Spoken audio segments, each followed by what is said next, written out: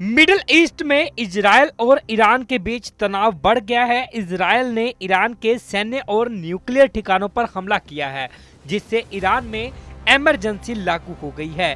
Israel ने Iran में धुआं कर दिया है। हमले में आर्मी चीफ के मारे जाने की खबर भी सामने आई है।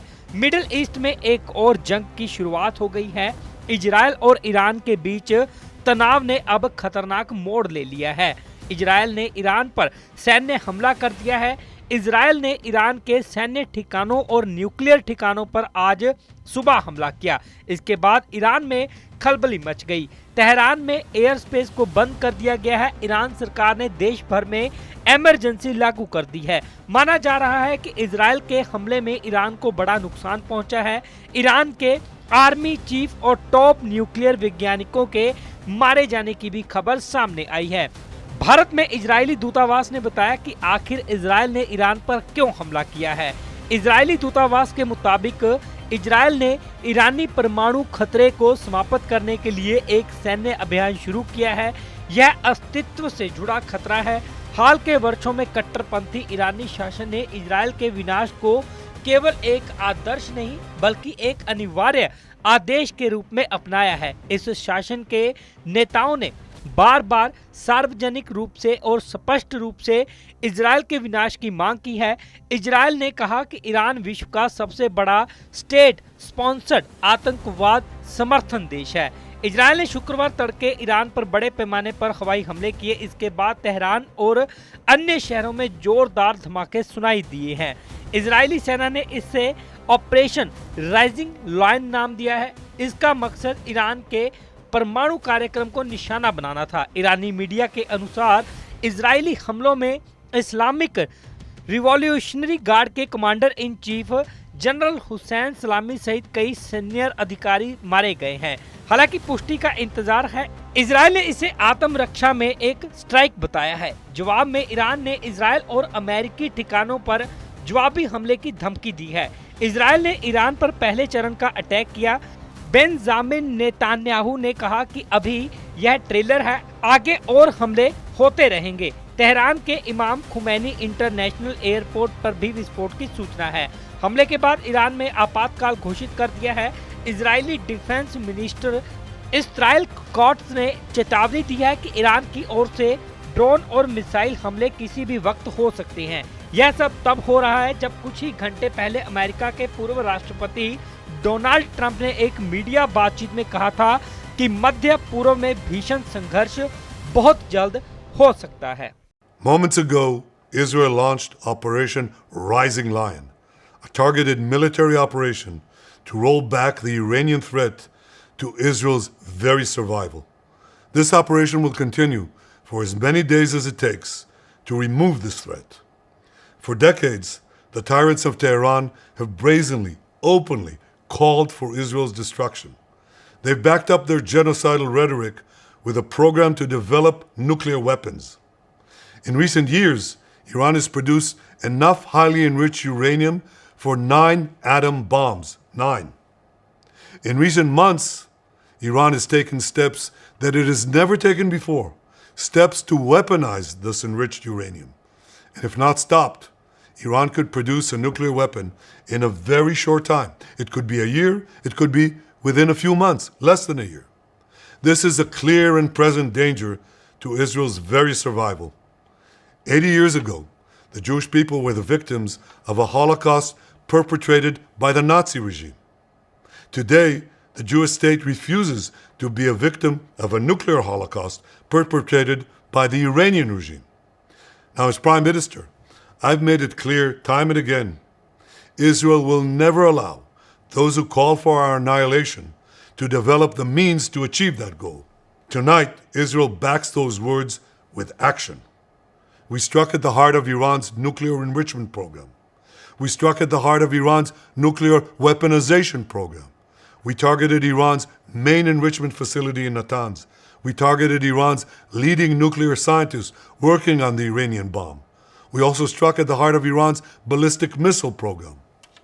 Last year, Iran fired 300 ballistic missiles at Israel. Each of these missiles carries a ton of explosives and threatens the lives of hundreds of people. Soon, those missiles could carry a nuclear payload, threatening the lives not of hundreds, but of millions. Iran is gearing up to produce 10,000 of those ballistic missiles within 3 years. Now just imagine 10,000 tons of TNT landing on a country the size of New Jersey. This is an intolerable threat. It too must be stopped. Iran is now working on what it calls the new plan to destroy Israel. You see, the old plan failed.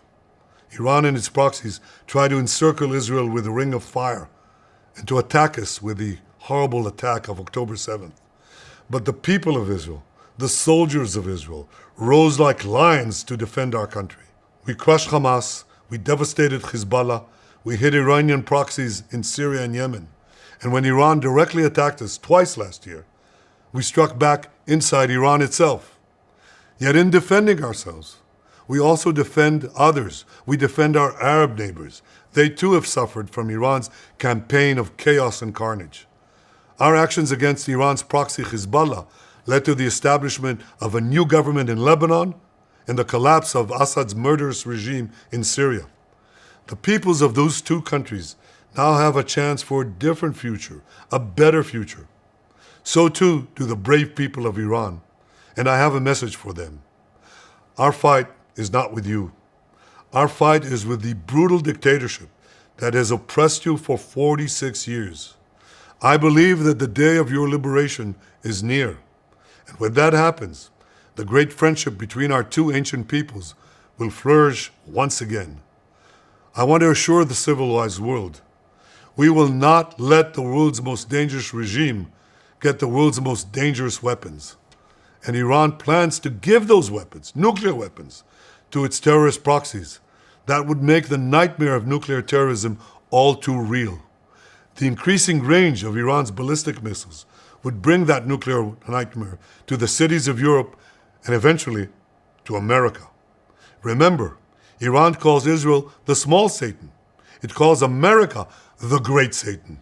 And this is why for decades, it's led millions in the chants of death to Israel and death to America.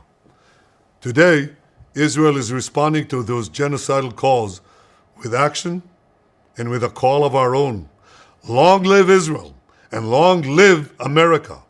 Our action will help make the world a much safer place. I want to thank President Trump for his leadership in confronting Iran's nuclear weapons program.